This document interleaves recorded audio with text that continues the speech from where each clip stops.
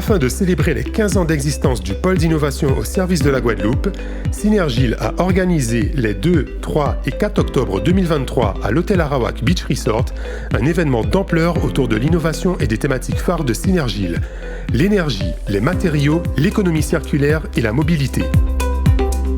Nous remercions l'ensemble des participants et partenaires qui ont permis de faire de ce séminaire une réussite. Voici quelques images pour vous permettre de vivre ou revivre ce moment.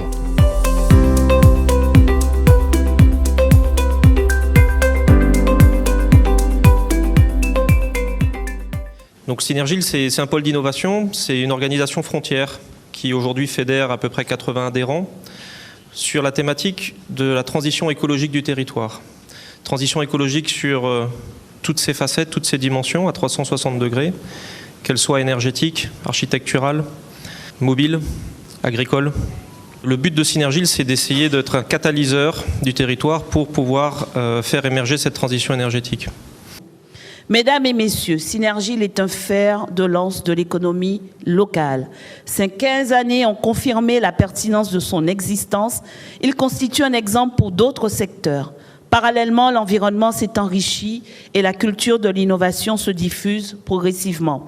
Il vous revient de franchir une nouvelle étape, de gravir une nouvelle marche afin de poursuivre l'essor de Synergile et d'ancrer résolument son existence dans la durée. L'innovation, le collectif, l'international sont l'ADN de Synergile. Aujourd'hui, on n'a plus le choix. C'est notre avenir et celui de nos enfants en particulier qui est en jeu. Synergile va jouer un rôle majeur dans ce domaine-là. Moi, j'en suis convaincu. Et donc, il faut, d'où l'importance, c'est ce que j'évoquais tout à l'heure, une nécessité que des structures comme celle-là puissent continuer et se développer et réussir ce challenge d'associer des compétences et d'associer des entreprises qui quelquefois peuvent être concurrentes. C'est ça qui n'est pas facile dans un pôle, c'est qu'on est concurrents, mais en même temps, on a besoin de travailler ensemble. Et à partir de 2016, donc Synergile prend un virage stratégique avec l'intégration de nouveaux départements, comme on a vu précédemment, l'OREC, l'EIT, l'ORDEC, GMD et RBD. Depuis, le nombre d'adhérents, depuis 2016, n'a cessé de croître pour atteindre 75 adhérents à ce jour. Depuis 2009, Synergile a accompagné plus de 20 projets sur le territoire. Donc en majorité des projets qui ont attrait aux énergies renouvelables.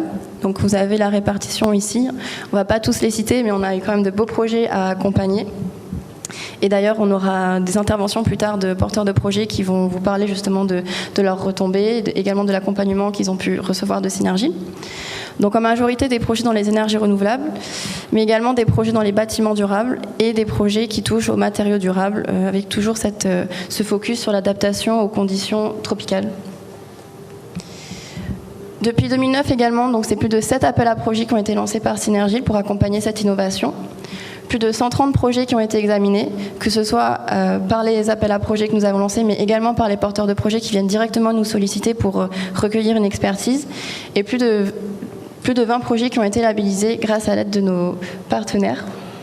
Et je les remercie à double titre parce que Synergile a été, à ma connaissance, un des acteurs phares à mettre en cohésion les acteurs du monde académique que nous sommes, les chercheurs, et les acteurs du monde industriel. Donc de là est né ce fameux projet collaboratif chercheurs-industrie qui s'appelle DOM-Durmat.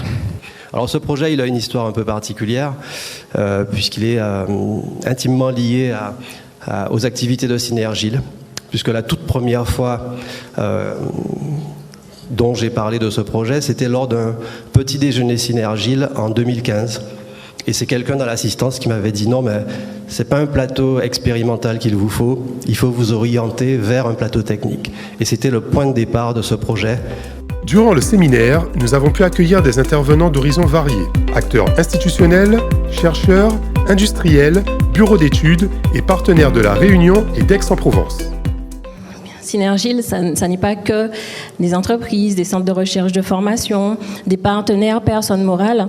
Ce sont aussi des hommes et des femmes qui s'impliquent, qui militent, qui testent et qui doutent parfois. On en a parlé, M. de Gaillanes parlait de tirer leçon de ces échecs, mais qui finalement, parce qu'ils sont conscients de l'importance de la mobilisation au regard des enjeux qui sont liés aux transitions écologiques, démographiques, numériques, notamment de notre territoire, ces hommes et ces femmes continuent à puiser dans leur passion et dans leur conviction pour faire en sorte qu'à travers Synergile notamment, la Guadeloupe puisse répondre à ces différents défis.